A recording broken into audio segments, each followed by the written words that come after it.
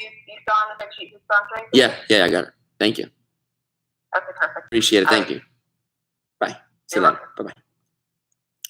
Okay. Thank God for Ashley. We got it. Let's see. Yeah, basically, there was a fundamental error that I wasn't aware of that Ashley helped me fix.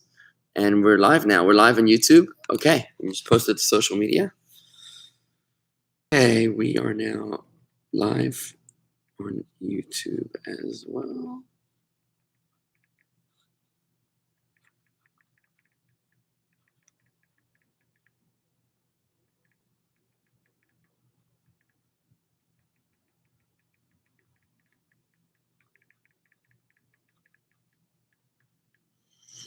Okay. All right. Very good. Good morning, Rob. Nice to see you. Rob Berger. Okay, good. And on YouTube, I think we're going to wait a few seconds before YouTube can post the update to YouTube sends out a notification to the world that we're on. So give that a few seconds. While that's happening, pen. Hope everybody had a great day, great evening. And I try to start off quickly with Hayom Yom while we wait for the word to disseminate through the world. Today's Hayom Yom is the message of the day. It's a bit of a genealogical message here. Thursday is the 27th day of Iyar. Tonight, by the way, is Yom Yerushalayim. It's the day that Jerusalem was recaptured after 2,000 years in exile in the Six-Day War. Quite an amazing achievement, a miracle of the Six-Day War. The 42nd day of the Omer is today. My revered father, the Rebbe Rashab, this would be the 5th Chabad Rebbe related, that he heard from his father, the Rebbe Maharash, who was the 4th Chabad Rebbe, that the Tzemach Tzedek, his father, the 3rd Chabad Rebbe, heard the Alter Rebbe, the 1st Rebbe, referring to himself as the son of the Maggid of Mezrich and the grandson of the Baal Shem Tov. So basically, the 1st Chabad Rebbe, who was the student of the Maggid, who in turn was the student of the Baal Shem Tov, he referred to himself as the son of his Rebbe and the grandson of his Rebbe's Rebbe, which actually ties in perfectly with this week's Torah portion. The Torah portion which tells us, these are the descendants of Moses, and it proceeds to list the children of Aaron, his brother's children. Rashi asks a question. How could they be the children of Moses if it says they are the children of Aaron? And from here, the Talmud concludes that whoever teaches someone else Torah is considered as if they gave birth to that person. Whoever teaches you Torah is considered your father. And that's why the Alter Rebbe referred to his Rebbe as his father, and to his Rebbe's Rebbe as his Zayde.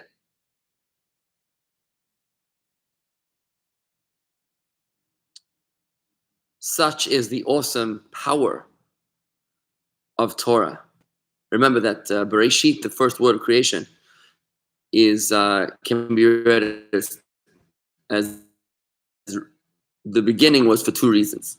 The world was created for two reasons. One was for Torah and one was for Israel. These are the two most important elements in the universe, the people of Israel and the Torah. When we study Torah, we're bringing the whole universe to its purpose. And that's why it's so important that we're studying together here. Every morning, the study of Torah, and today's Thursday, we're studying the Talmud. Today we're doing Talmud. Today's Torah study has been generously endowed by Susan and Edmund Benson in honor of all of the paramedics, the EMTs, the nurses, and all the healthcare providers who put their lives at risk so that we can be safe. Thank you very, very much, Ed and Susan Benson, that have dedicated today's Torah study, reaching thousands and thousands of hearts and professionals, the EMTs, the paramedics, who put their lives in danger so that we can be safe. Okay. With that, I'm going to study Talmud. Please join me over here. We're in this book, which is the book of Ein Yaakov, the book of Talmud. It's if you have the copy, we're going to be on we're starting now on page 89. page 89. If you don't have the book, no worries, just follow along with us. Okay. We're learning the teachings of Rabbi Chelbo in the name of Rav Huna. He said some very profound statements so far, and we're going to explore further the profound teachings of Rav Chelbo in the name of Rav Huna. All of this is part of the oral tradition. These are teachings that were passed down orally all the way from Moses on Mount Sinai, but now they were quoted in the names of the various rabbis who mentioned them. Rav Chelbo also said in the name of Rav Huna, someone who knows that it is usual for his friend to greet him should greet him first. As it says, seek peace and pursue it. Bakesh shalom veradfeihu. So you should always try to greet a person before they greet you. And if he greets someone who does not then return the greeting, he who did not return the greeting is called a robber, since he robbed the first person of the greeting he deserved. As it says, you have consumed the vineyard. What you robbed from the poor is in your houses, Isaiah. Robbing a rich person is also robbery. Why does in return?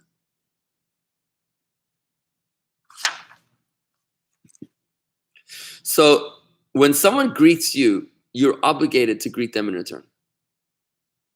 It's a New York thing that people might ignore each other walking down the street, but certainly in small town America, we're very friendly and warm. But the Talmud here speaks about the importance of greeting another person. Making sure to preempt the greeting, to be the first one to greet them, to wish them a good morning before they even wish you a good morning. And going so far as to say that if you didn't return a greeting to someone, then you are actually stealing from them, stealing what rightfully they own, which is the very least. The guy doesn't have resources, he doesn't have wealth. At the very least, he deserves the greeting of good morning. Now, I'd like to just point out that it's not necessarily random that this teaching shows up over here in the middle of nowhere. Because you may recall that 2 teachings ago, Rabbi Chelbo said in the name of Rav Huna about the 5 sounds of marriage and the 5 sounds of Torah. We interpreted them to mean the 5 love languages, which are the various languages in which people feel loved. Each one of us speaks a slightly different version, a dialect, different from the other. And it's important that when you love someone to be conscious of their love languages. We said those 5 love languages are verbal affirmation, quality time, acts of service, physical touch,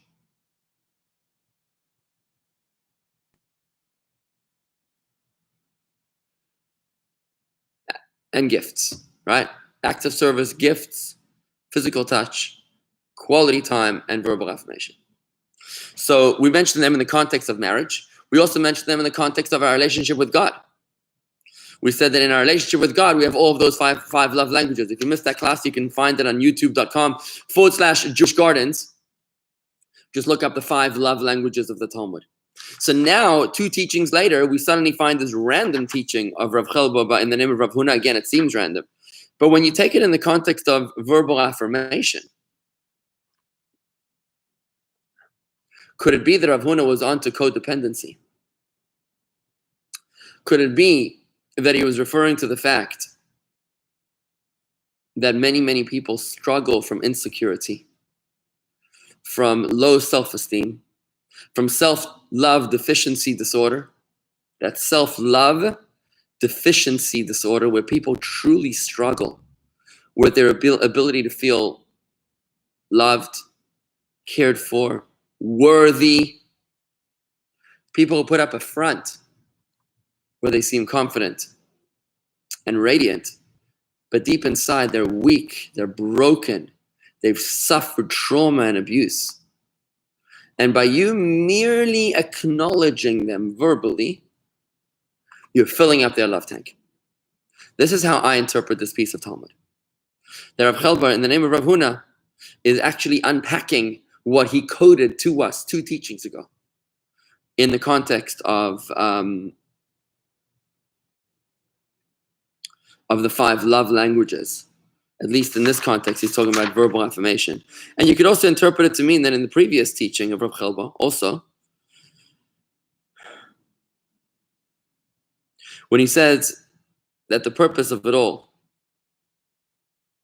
the purpose of life is to have an awesome relationship with God. Maybe he was also explaining what he meant about the 5 love languages of God. Right? That's certainly how I interpret it. Again, it's all connected to the class we taught 2 weeks ago. We learned Talmud on Thursday, so it's typically Thursday. The 5 love languages of Talmud. That I see this as a developing idea instead of random isolated teachings. Where Rav Chelba is telling us there are people that struggle. Most people are struggling on the inside, and the very least that we can do is to acknowledge and respect another person, to give them the dignity of being acknowledged. You know, the opposite of love, it's not hate. Because when you hate someone, you're very cognizant of their presence. The opposite of love is apathy, is indifference, is ignoring.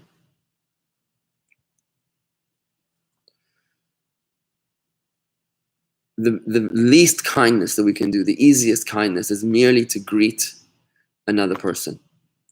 And you know that every single person that you meet is fighting a battle that you know nothing about. And that's why I encourage people to always be kind, to always judge another person favorably, because you truly have no idea what kind of battle that person is struggling with right now, what kept them up last night, what's on their heart, what they're afraid of, what they're anxious about. So instead of judging them from the outside, let's step into their shoes and try to judge them from the inside. And the very least, we can give them a little affirmation, a little emotional support. It can go a very long way. The Talmud continues. We're starting a new page. That's the 7th folio of Tractate Brachot. We're now on page 90 of the Ein Yaakov of the Talmud. It goes as follows. The first tractate in the Talmud. The Gemara now brings a series of teachings that Rav Yochanan said in the name of Rabbi Yossi. The first one concerns prayer. Rabbi Yochanan said in the name of Rabbi Yossi, from where do we know that the Holy One, blessed be He, prays? For it says in the verse, I will bring them to my holy mountain, v'haviotim el har kodshi, v'simachtim bevei tefilati, and I will make them joyful in the house of my prayer, the holy temple. That verse is a quote from Isaiah. I will bring them to my holy mountain, the Temple Mount, and I will make them joyful in the house of my prayer. It doesn't say in the house of their prayer. Rather, it says the house of my prayer, which can be expounded to mean the house where I pray. From here we see that the Holy One, blessed be He, prays, which is a fascinating, mind-blowing idea. What do you mean God prays? Who's God praying to? This is becoming concerning. What does it mean that God prays? I want to welcome our newcomers. I want to welcome Stephanie on her walk, and Lucy, who's actually one of the nurses. She's a nurse. Lucy Brown is a nurse in a local hospital. And today's Torah study, Lucy, is dedicated in your honor by Susan and Ed Benson, in honor of the healthcare providers. So there you go. Today's Torah study should benefit you and bring you a spiritual protection. Ed Meyer, who celebrated his anniversary yesterday. Ed and Susan Meyer. And Adrian, good morning. Let's check out YouTube a second. And to Terry Zweig and Leah Feingold and Andy Siegelstein. Good morning to all. So what does it mean that God prays? It's a fascinating concept. It's almost disturbing. Who is God praying to? You know, we've been explaining prayer all along as not just recitals, but actually talking to someone. We're talking to God. So if God has a superior, then we have to reassess everything we've known about God God forbid. That's not what it means. Let's take a look a little bit further. And what does he pray? Rav Zutra Bar Tovia said in the name of Rav, his prayer is as follows. Here is God's prayer. This is what he says. By the way, this verse is what my nephew Berke Krinsky sings. Very, very beautiful song that Berke sings. I wouldn't even try singing it, but when he sings it, it is magnificent. It's out of this world. It's really a beautiful, pure piece, which he sings so beautifully. It's exactly this prophecy of Isaiah about the coming of Mashiach, that when Mashiach will come, we will be brought to the Temple Mount, brought to the house of God's prayer in Jerusalem in the rebuilding of our temple. Very apropos for Jerusalem Day, which is tonight and tomorrow, the day of the reclaiming of Jerusalem after 2,000 years of exile. And what does he pray? Rav Zutra Bar Tovia said in the name of Rav, his prayer is, may it be my will that my mercy will conquer my anger, and that my mercy will overcome my stricter attributes. And that I will act toward my children with the attribute of mercy, and that I will go beyond the strict law and be merciful when dealing with them. So basically, what this means is a very beautiful insight into God's thinking patterns. How often are we exposed to what's going on inside of God's mind? We struggle with people that we can't read their minds. Can you imagine if you got an insight into God's mind? Wow, this is quite a stunning revelation. And here's what God is telling us. He says, look, what is he praying for? He's praying to be able to err on the side of the benefit of doubt. That God is convincing himself, he's asserting his own position to be able to lean towards the side of chesed, the side of kindness, over strictness, discipline, and severity. Look at these beautiful words. May it be my will that my mercy will conquer my anger, and that my mercy will overcome my stricter attributes, and that I act toward my children with the attribute of mercy, and that I will go beyond the strict law and be merciful when dealing with them. This tells us so much about our relationship with God. Let's talk about this a little bit. Hi, Leah Gottlieb. So nice to see you. Wow, long time no see. Sheesh. Welcome. Okay. So what's going on over here, friends, is like this. We mentioned a few days ago in our Judaism at Home class, which we do on Fridays, that's tomorrow morning, we were learning about about Jews and food. Tomorrow we're going to be talking about prayer at home. That's tomorrow morning at 8:30. Please join us. By the way, before I forget, you can like to invite you to join us today at 2:30 p.m. on Facebook and YouTube. We'll be having the Rabbi and the Rebbitzin candid conversations on the radio. That's going to be broadcast on Facebook and YouTube today, just for a coffee conversation with the Rabbi and Rebbitzin, just the two of us. We'll be talking today 2:30 on YouTube and Facebook. So we'd love to have you join us. So what this what we learned in the Judaism at Home course is that when we eat challah, especially on Shabbat, we make sure to dip the challah in the salt and not to sprinkle the salt on the bread. Why is that? The reason is because the salt is a sharp taste. So it represents gevura, which is strictness. That's the left side. The right side, which is the side of kindness, the right hand, is represented by the challah, which is nourishing and gives us life. So the bread which nourishes us represents kindness. The salt, which is sharp, is representing strictness. When we dip the challah in the salt, it's representing our dominating kindness over strictness, as opposed to salt on the bread, which would be strictness overriding kindness. When you're judging someone, how do you judge them?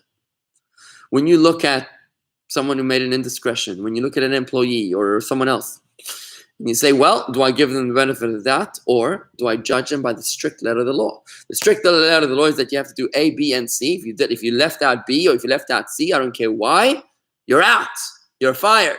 Or do you say, well, under the circumstances, I think we can give it a pass. So the question is, when you judge any scenario ever, you always have to vacillate between the right and the left, between the kindness and the strictness, between chesed and gevura. By dipping the bread in the salt and not vice versa, we are initiating a mechanism of kindness overruling strictness, which in turn causes God to shadow the same reciprocity by giving us overwhelming kindness. over strictness. This, by the way, is also the reason that when we button our jackets, I'm talking about single-breasted jackets, you're supposed to put the right side over the left side. I know that in the single-breasted jackets, I think they're out of style, but when I was younger, I think they used to wear them. The left used to go over the right. But Hasidic Jews always put the right over the left. We'll actually adjust our buttons to make sure the right goes over the left. I bought a suit. I think it was a single-breasted suit, which, they touch in the middle. So what I made sure was that even the single-breasted suit, the left is supposed to go over the right side. What I did was that I had them put an extra button so that the right actually goes over the left. And that's how I wear my suit jacket, with the right over the left. You'll notice any rabbi who puts a sirtuk, like a big black coat, and a long black coat in Shabbos, the Prince Alfred cut, which is it's like a tuxedo style garment. You put that right over left.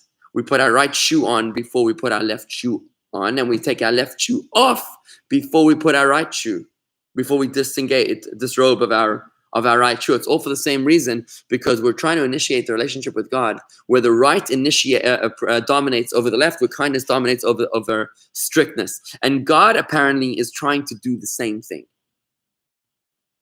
And he wants to do the same thing. He wants to give us the benefit of the doubt. This helps us a lot in our perspective with guilt. When we think about the mistakes and indiscretions that we've made, do we give up? Do we throw in the towel and say, you know what, I have too many mistakes. There's no way I can ever recover from this. There's no way I can ever ask God for atonement. I'm too lost. I'm too far gone. When you look at this, you realize that God is actually wanting to believe in us. He wants to give us the benefit of the doubt. Let's not be disillusioned. Let's not be disenfranchised. That's really the workings of our evil inclination, of our Yetzer Hara, that's trying to lead us astray and convince us to throw in the towel. No, God actually wants us to engage with him. God wants us to give him a reason to forgive us. And remember, God's kindness and patience is forever. A human being can forgive you once, twice, 3 times, 4 times, but after 10 or 30 times, he's probably not going to want to forgive you anymore. But God is erech apayim. He's very, very, very long patience. He can forgive you 2,000 times, 10,000 times. As long as you come back sincerely, he's going to forgive you. So never give up hope. But yet, we're still stuck with the idea of prayer. Why is this called prayer? Why is God praying? Why is that word prayer here, which seems to indicate like he's praying to a higher power? Let's take a look at the notes here a second. Here too, as above, the commentators agree that this puzzling statement is not meant literally. Some possible explanations are as follows. Rabbi Saadia Gaon explains. This is, Saadia Gaon would have been over 1,000 years ago. That the Gemara does not mean at all that God prays. Rather, the Gemara is using an allegorical way of saying that God demonstrates how we should pray to him. And the Gemara is using the word mispalel, not in the usual sense of prayer, not in the usual sense of prayer,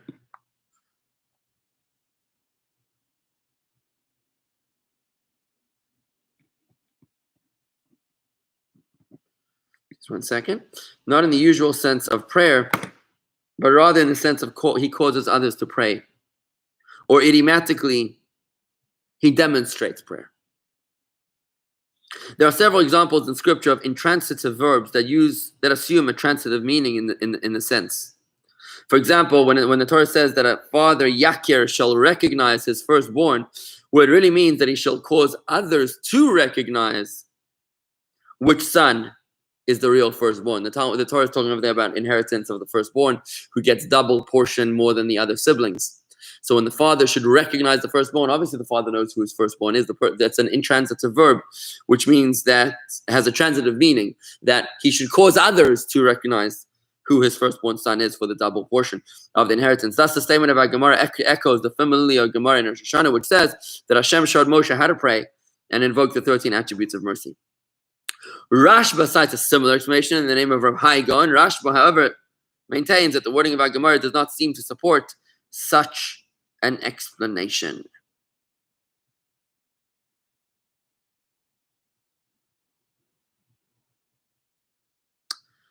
Okay, what is the meaning of God's prayer? One more note here. Rashba writes that while there is an exalted secret embedded in the statement, it has a plain, sound meaning as well. He explains that man was created with free will so that he should choose to do good and thereby acquire great reward and blessing from God. It is God's desire to shower man with his generosity, but reward and punishment must be according to our free-willed deeds. Thus, God requests from us, he prays, so to speak, that we improve our behavior in order that we should be able to merit his goodness. That is the sense in which the Gemara means that God prays. Hi, Bob. Good morning. So we're getting some more clarity here as to what's going on. Andy, to answer your question, I'm reading on page 90. I'm sorry, I was jumping around a little bit in the notes. I was in the Insight A and I was in note 2. I just finished note 2 right now. I apologize if I didn't clarify exactly where I was reading. For those that do have the book, the Ein Yaakov, if you just joined us, we're studying Talmud today.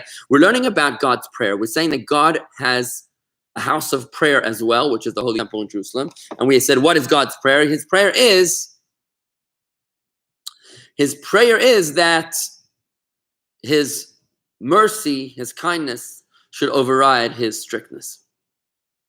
And the Rashba gave us a very beautiful explanation. He says that God gave us free choice so that we can earn merit and reward. And his prayer is, it's not that he's praying to a higher power, but his prayer is an appeal to us. He's appealing to us, not that we have power over him, but that God wants to reward us. He says, please, kinderlach. He's talking to his children. He says, please give me a reason, give me a case to give you the benefit of the doubt. And indeed, that's what happened in last week's Torah portion. The very last portion of the book of Vayikra, Leviticus, it says, Im bechukotai teilechu, if you shall walk in my statutes, I will give you rain in its time. And Rashi explains, what does it mean if? Rashi explains, please. God is begging us, please walk in my statutes. I'm asking you, please, to do the right thing so that I can reward you. And that's the meaning of God's prayer. That God is turning to us, please, I want you to do the right thing. So that you can be worthy of me giving you at least the benefit of the doubt, if not all the benefit. So even if you're still a little bit on the fence, give me some supporting documents. Give me a paper trail. Give me something that I can use in your defense. That's God's prayer, which tells us so much about the nature of our relationship with God, that God is yearning to connect with us. He knows that we are imperfect. He wants us to land on our feet. God is not there to zap us anytime we step out of line. He's not a vengeful, hateful, angry God. He is a loving Father, a nurturing mother that wants the very, very best for their children. That's our relationship with God. So I want to just go a slightly of a different angle. And I want to go into the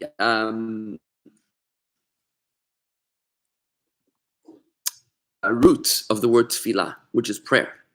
Because the word prayer, tefillah, is the same word as tefillin, which is phylacteries. For any people that speak Greek amongst us, if you know what phylacteries actually means, I'd be curious to know. But phylacteries is how we translate tefillin. Those are the box of the head and the box of the arm. That's prayer boxes is what I call them. They're basically boxes of prayer. The root of this word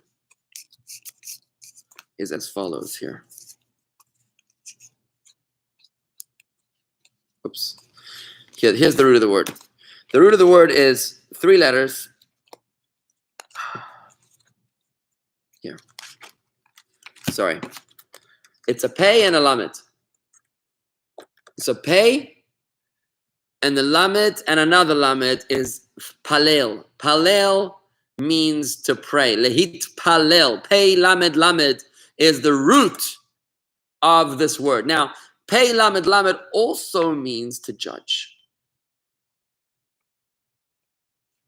Like to judge or to calibrate, lefalel. So my interpretation of this Talmud is not necessarily that God is, I love the interpretation of the Rashba, that he's turning to us, he's begging us as children, not his superiors, because God doesn't have a superior. Adon Olam Asher Malach. Anyone who has a superior is not God. Our God is the master of the universe, the king of kings, the primordial entity. If there's anything that came before him, that's not God, right? It's an idol. So we're only praying to the owner of the company, to the founder, to the master of the universe. So lefalel means to judge, to calibrate. So my interpretation of this Talmud, the way I was taught it by my teachers years ago, is that God is actually balancing within himself. And that's what we're doing in our prayer as well. When we're davening, what are we doing? In addition to appealing to God, we're also calibrating the cognitive dissonance that we are all experiencing. The cognitive dissonance is the understanding of my mind. I study Jewish wisdom. I study Tanya. I study godliness. I'm aware of the presence of God, but it doesn't feel that way. It doesn't look that way. It looks like it's all about Republicans and Democrats. It looks like it's about Fauci and Cuomo and Newsom. And it looks like it's about pandemics and, government bailouts and economic crisis. That's what it looks like. My head, my mind recognizes the presence of God. My heart doesn't feel that. So prayer is a calibration of sorts. It's like when you take your car in for a service to get everything aligned. So too, you need to take your soul and body in for a service a little more frequently than you need to do for your car, because the equipment here is far more sensitive. So for your mind and body and soul, you need to take it in for a service at least once a day, more likely 3 times a day. Some people go in for a service once a year. I feel bad for them. Some people go once a week, better than nothing. But some people have to go 3 times a day. I go 3 times a day. Try to be as conscious as I can. But what I'm doing in prayer is that I'm calibrating through verbal affirmation the perception of my mind upon the feeling of my heart. Right? And that's what I'm doing. I'm actually calibrating during davening. So when God prays, God is doing the same thing. He's calibrating. So God can go either way. He's at a junction. He can either be strict with us, this way, left is strict, or he can be right, he can be kind with us. Which way is he going to go? For that, he has to calibrate, he has to make a decision. And that's the root of the word palel, which means to balance or to judge, or what a judge does. That's what a judge does. He has to decide. Here's the whole case. Am I going to go for this detail? Am I going to go for that detail? He has to look at the whole context of the case and he has to make a decision, right? The jury or whatever has to make a decision as to what the verdict should be. And that's what God is doing over here. So prayer doesn't necessarily mean appealing to a higher power according to all opinions of this Talmud. It means appealing to someone else according to the interpretation of the Rashba, which means turning to the Jewish people and pleading with us to do the right thing, to give God a reason to give us the benefit of the doubt. But according to my interpretation, it's that God is not appealing to anybody. He's just evaluating, calibrating within himself which way he's going to proceed with. Okay? And that,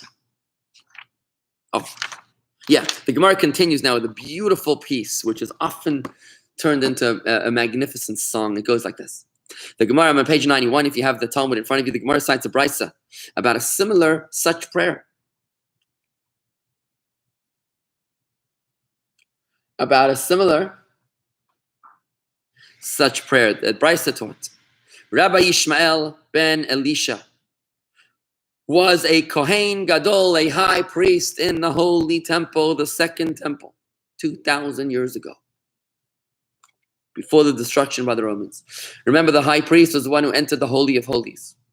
Once a year on Yom Kippur, one day, one man, one place. The holiest person, the high priest. The holiest day, Yom Kippur. The holiest place, the Holy of Holies in the Holy Temple. And he said as follows. He said, one time on Yom Kippur, I entered the innermost chamber of the Holy of Holies to burn the Ketores, the incense, as part of the pinnacle of the Yom Kippur service. And in there I saw in a vision Akasriel ka Hashem tzavois.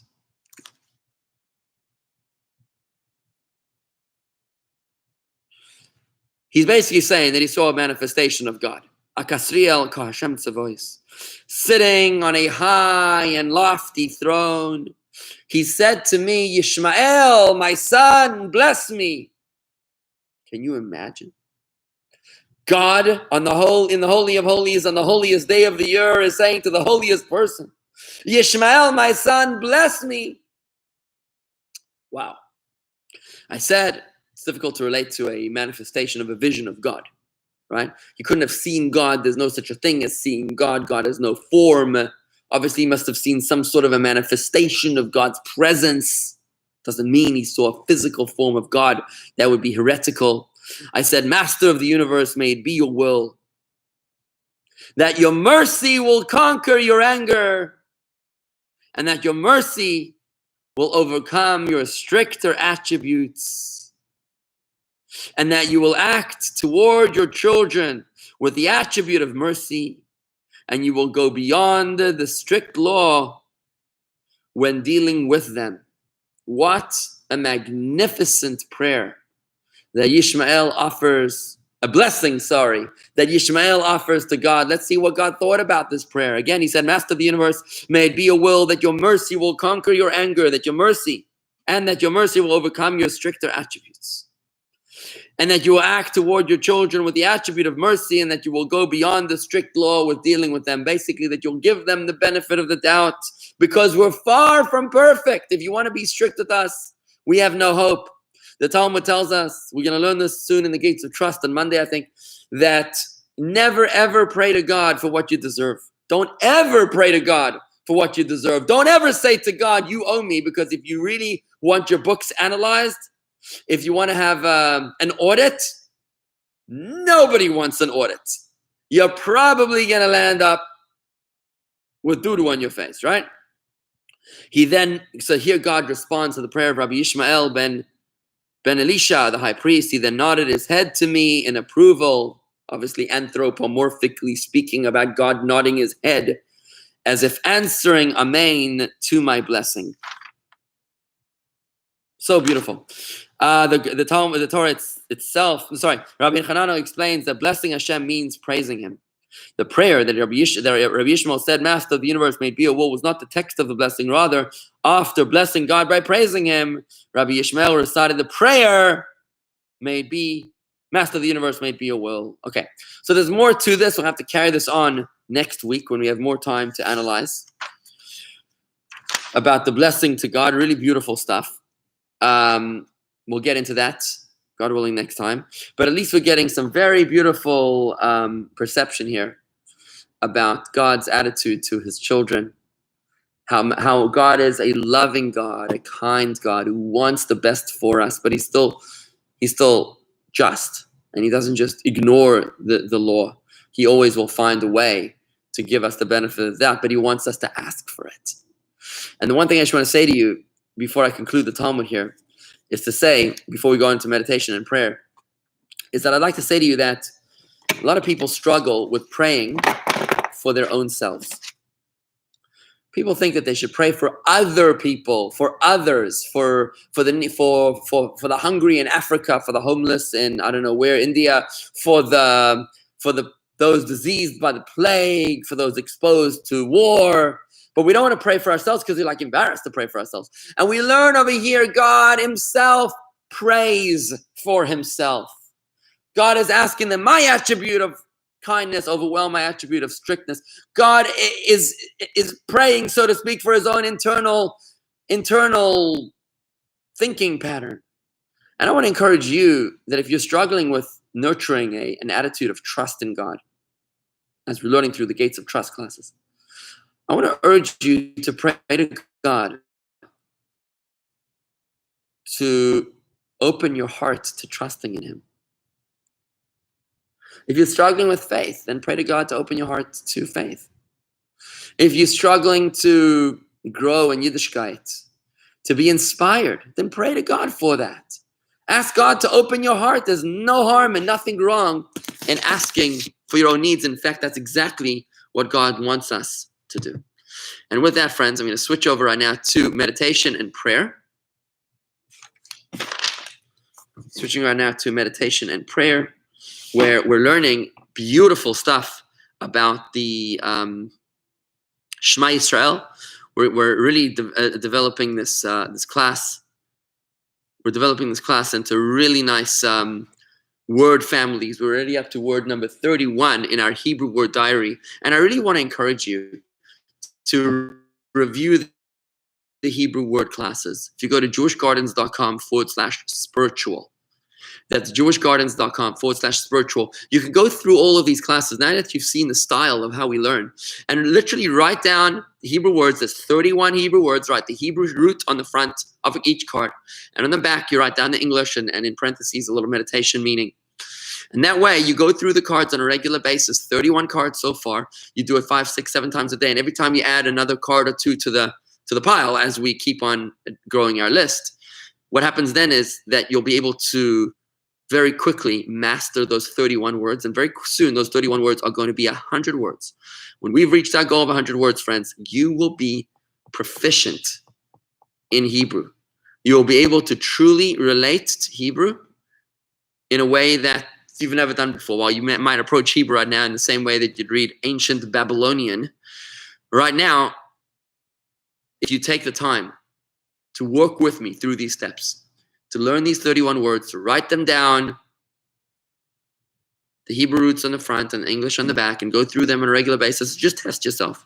You just go through the cards. You're like, okay, this word, I think it means, all right, okay, so I mean, this one I know, yeah, correct. This one I know, correct. This one I'm not sure. And by going through a few times, you'll kind of like burn it into your memory. And that's how you can become proficient in the Hebrew language.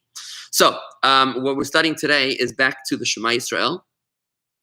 We're on to the next word, Veshinantam levanecha, v'dibarta bam, b'shivtecha beveisecha, uvelechtecha. Yesterday we learned the word uvelechtecha, right? That was the last word. The root was halach, word number 31 in our Hebrew word diary. So now we're on to the next word, which is baderech. The next word is baderech, which means on the way. Now, if you have a prayer book in front of you, you can follow along in the prayer book on page 42 of the prayer book, the Shema Yisrael. On page 42, we are 7 lines from the bottom. We're on the fifth word, 7 lines from the bottom. This is page 42, and the word we're up to is this one, baderech, right? Baderech, page 42, 7 lines on the bottom, 5th word. If you don't have the book in front of you, you can buy the book here by calling the office. It's a very good idea, by the way, to buy yourself a prayer book, especially under the protocols in which we're going to open the shul soon. We're not going to be able to have shared prayer books. Nobody's going to be able to use communal prayer books at all. You're going to have to literally BYOS. Bring your own siddur. BYOS, bring your own siddur. So please, if you could buy your own prayer book from the shul, call the office here. Ashley will help you, 561-624-2223. That's 561-624-2223. Or send her an email to office@jewishgardens.com. That's office@jewishgardens.com. I believe you can buy it directly off the website at jewishgardens.com/security. I believe that is the link where you can buy yourself a prayer book, jewishgardens.com/security. But call the office in any event. So, and by the way, if you don't have it right now, there's a link that you can find the prayer book online. Let me see if I can quickly upload that link here. 1 second. The word we're learning today is baderech.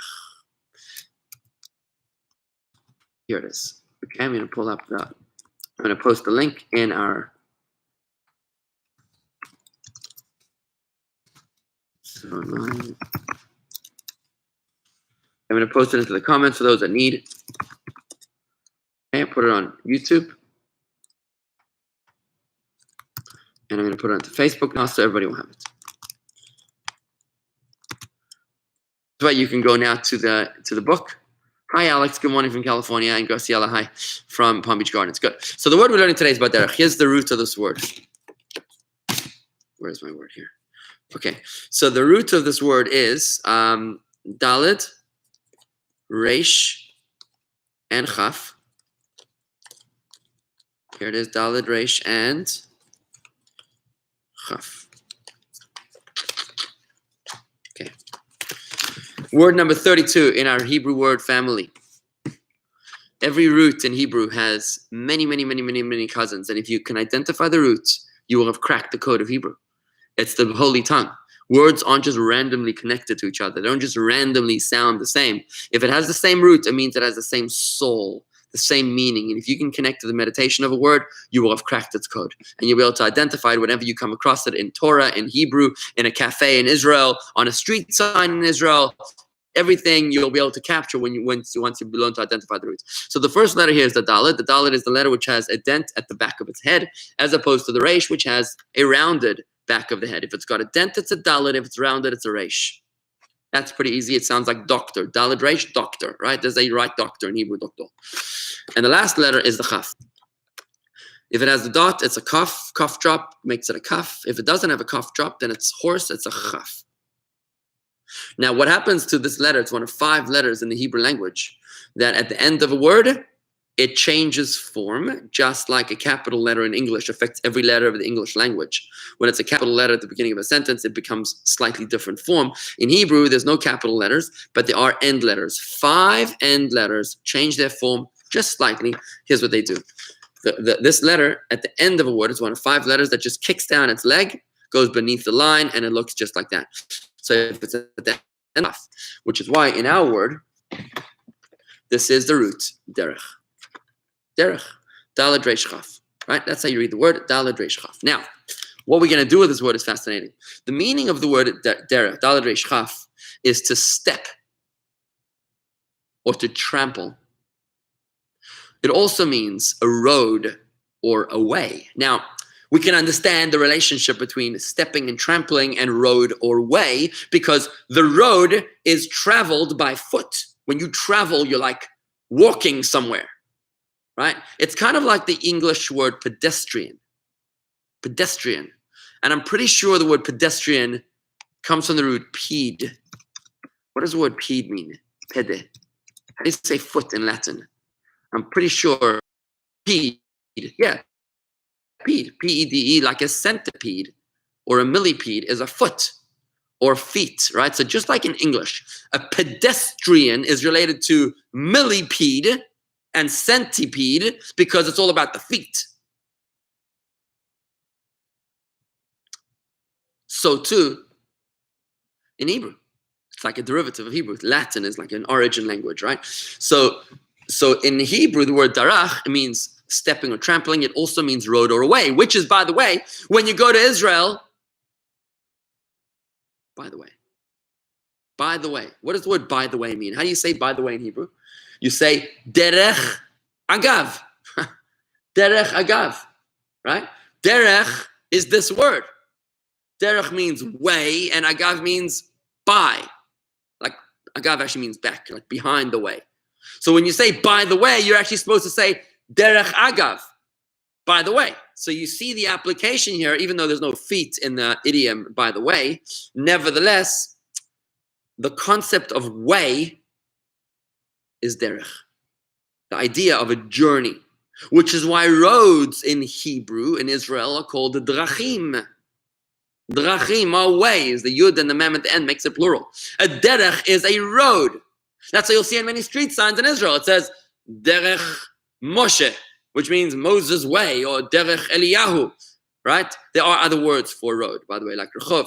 But just like we have streets and roads and avenues and boulevards in English, we also have in Hebrew those kind of things. We have different words for avenues or roads. But one of them is derech, which means a journey. In fact, how do you say highway? Highway in Hebrew is derech hamelech. Derech hamelech, which means the king's way. The way of the king. I guess the king doesn't stop at every station. The king goes express. And that's what a highway is. A highway is where you don't have to stop. There's no stop signs. There's no traffic lights. You just keep on going at high speed. Right? Derech HaMelech means the way of the king. This is how the king travels, which is express. And that's why a highway is Derech HaMelech, right? And we say, so the name of a street is Derech. By the way, Derech Agav. Highway is Derech HaMelech. And when you have a junction In Hebrew, it's called a tzomet drachim. Tzomet, which means intersection. Drachim of roads. An intersection of roads is a tzomet drachim. So once again, anytime you're in Israel, anytime you're reading Torah or praying or something, you see the Daled Reish Chaf root, you know that this has got something to do with journeying or trampling, walking. It's either walking or it's got to do with journeys, right? We say all roads lead to Rome. Kol hadrachim movilot leRoma. We actually were supposed to be in Italy now, in our community Italy trip, which obviously did not take place under current conditions. But all roads lead to Rome. Kol hadrachim movilot leRoma. Now, when you go to Israel and you have a tour guide, what do you call a tour guide? The word for tour guide in Hebrew is a madrich. Madrich. Same root. Daled reish chaf. Madrich is a guide. Why is he the same root as derech? Because he guides you on your way. Therefore, he is causing you to journey. The madrich, right? Another fascinating one that I came up with is the document that you use to travel. When you reach the airport or train station or something across borders, you need to show your passport. So passport in Hebrew is a darkon. Same root. Daled reish chaf. Darkon means a document of journey. A book of journey. Darkon. That is the meaning of the document of the passport, right? So when you take out a map in the olden days, you used to have maps, right? Physical paper maps, and they were called mapat drachim, a map of the roads. Travelers are called ovrei derech, those who pass the way. And when you take, when the Torah tells us that Jacob's sons, the 12 tribes or the 11 tribes, went to Egypt to visit Joseph. It says that Jacob gave them tzeidah laderech, which means equipment for the journey, equipment for the way. If you're taking a shortcut, it's called a kitzur derech, a shortening of the way. And an accident, tragically, is called a te'unat drachim, an accident on the roads. When we daven, you'll notice that there's a beautiful prayer. When we travel, there's a beautiful prayer. It's right after the morning service. Again, if you have the prayer book, it's on page 85 of the prayer book. Middle of the page, it's called the Journey for Travelers, Prayer for Travelers. Guess how you say prayer for travelers in Hebrew, page 85 of your prayer book, is Tfilat Haderech, the prayer of the journey. So I'm really hoping that you're getting much more comfortable with this root word number 32, where you'll see that the root is a family of words. There's many cousins of this word in Hebrew as it expands in a broad reach and range of words. The Talmud says it is the way of a man to go out to battle. The way of a man is to go out and conquer, and the way of a woman is not to go out and wage war. Men are conquerors, and women are nurturers. Hope that's not a political statement, but that's what the Talmud says. Which, by the way, is signified by their very anatomy. Hi, chat. Good morning. Welcome to our daily Torah study here. Nice to see you. So the Talmud says that women, our physical anatomy. The word for male, by the way, means protrusion. And the word female in Hebrew means hollow or a hole. Because, as indicated by our anatomy, the way of a man is to go out, and the way of a woman is to nurture. Women are nurturers. Men are more conquerors. Not to say that they can't be crossover, and not to say that they don't have elements of both, but primarily, that's how the Talmud defines them. When the Talmud says that, which word in Hebrew does the Talmud use to describe? The word that the Talmud uses is the same root word of Daled Reish Chaf. Here it is again. Daled The Reish and the Chaf. This root, which is the core, the root of the Hebrew word, the Dalet, the Reish, and the Chaf, as we've described, is the root of the statement of the Talmud. The way of the man is to go out and conquer. Darko shel ish la'asot milchama. And it's not the way of the woman to go out and do battle. Ve'ein darka shel isha la'asot milchama. You know, in the story in the Bible where when Rachel stole the idols from her father Lavan, it was a tragic episode when Jacob was running away from his brother Esau, who was trying to kill him. It all started when Jacob had to steal the blessings that Isaac, his father, was about to bestow upon Esau, the wicked Esau, the hunter. And Jacob ended up stealing those blessings. I won't go into all the details right now. And when Esau found out about that, he wanted to kill Jacob. So Jacob goes running away. He runs away for like 36 years. He runs away. During those 36 years, he spent 14 years of those learning in yeshiva, Torah. We learned about that word in our previous class. But then he goes off and he spends 22 years marrying his 4 wives, Rachel and Leah, Zilpah and Bilhah, and he gives birth to the 12 tribes of Israel. Actually 11 before Benjamin was born later.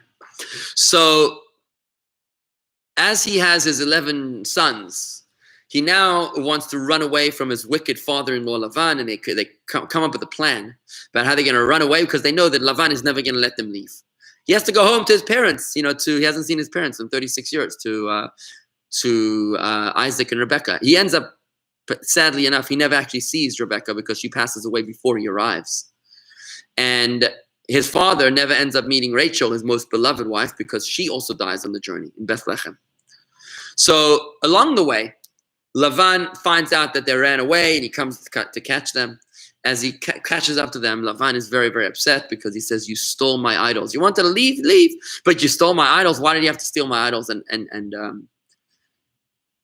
Jacob says to his father-in-law, in utter frustration, after 22 years of swindling, he says to his father-in-law, "I never stole anything from you. Nothing. Not a hair, nothing. The only thing is that you've always accused me for no reason. Whoever stole your idols, search through all of my things. Whoever stole your idols should die." That's what he says. If anyone here stole your idols, let them die. Now, Lavan proceeds to search the entire camp of Yaakov, and he doesn't find them.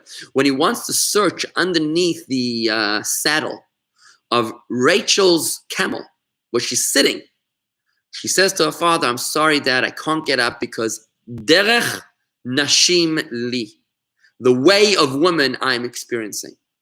She's talking about menstruation. She's menstruating right now, whatever that means.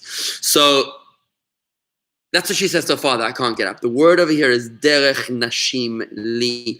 I'm experiencing the way of woman. Now we can appreciate and understand the Hebrew terminology here, that she was talking about the way of woman that she was experiencing at that time. Now, I'd like to point out to you that, and tragically, just a fascinating conversation I was having with Chet the other day, and I made a 2-minute sermon out of this also recently. Change your words, change your world. Tragically, it was Rachel who had stolen those idols. She wanted to wean her father off of idolatry, so she took the idols with her, and they were there. They were underneath the saddle. He never found them, but because Jacob had said, "Whoever has them will die," that's the reason that Rachel died. Teaches us so much about the importance of our words, of how careful we need to be when we speak words. When words come out of our mouth, we've got to realize that in Hebrew, we've learned this before in this course, the word for word in Hebrew is the same word as reality. Daled vet reish. Daled vet reish is daber, which means a speech, or it also means a thing, an object, a reality. The fact that the Holy Tongue uses the same exact word for word and for reality is because our words change our reality. You are today the product of what you've been saying about yourself. What you say becomes real. Sometimes you can see the evidence tangibly, sometimes you can't. But it always comes true as we see in the story of Rachel. In any event, as I wrap this up, our word for today, word number 32 of our Hebrew word diary. Again, if you missed the previous lessons in this course, you can always find them at jewishgardens.com/spiritual to cover all 32 of the Hebrew word families that we're building in our quest to reach 100 Hebrew word families for far more proficiency in Hebrew, in the Holy Tongue. The word for today is Daled Reish Chaf, D-R-C, or D-R-K, which is to trample and to step. Like to lidroch means to stamp, to trample on something, right? Which is why the word for journey, and a road and a journey or a way is called the same exact word for obvious reasons. And we also say in Hebrew, the way to purgatory, the road to hell is paved with good intentions. We say that in English, right? So how do you say that in Hebrew? The road to hell is paved with good intentions. Haderech legehinam retzufa bekavanot tovot. Haderech legehinam, the road to purgatory. It's all the same word over there. And there's one final one which I want to conclude with, and that is being a mensch. How do you say being a mensch? Being a mensch is called derech eretz, the way of the land, literal translation, the way of the land. To behave like a mensch means to have common sense, to have decency, to have common decency, human decency, which today tragically might not be all that common. But it's called the derech eretz, the way of the land. Someone who has derech eretz is a tremendous compliment to say about someone. That person is such derech eretz. It is what every parent wishes to hear in their child's progress reports. Your child, your daughter, your son has derech eretz. They're mensch, they're kind, they're thoughtful, and that's the word of the day, my friends. The word is daled reish chaf, which means to step or to trample. It means a road or a way, all because we travel with our feet. Right? It is the original form of transportation. Even if you're in an Uber or a Concorde, it makes no difference. At the end of the day, it's our feet which are what allow us to progress. And with that, friends, I'm going to remind you that today, 2:30, you can join us for our Rabbi and Rebbetzin candid conversation on the radio. It's going to be taking place at 2:30. 2:30 is going to be taking place at on YouTube right here, and at Facebook right here. That's youtube.com/Jewish Gardens. And facebook.com/Jewish Gardens, the Rabbi and Rebbetzin having candid conversation. We'd love to have you join us there on the radio. Thank you very much, everybody, for joining us. I'm going to sign off over here, and tomorrow, to remind you that tomorrow we're going to be learning the laws of prayer, Judaism at home, in our series called Judaism at Home. Thank you very much, everybody. Shalom, and have a great day.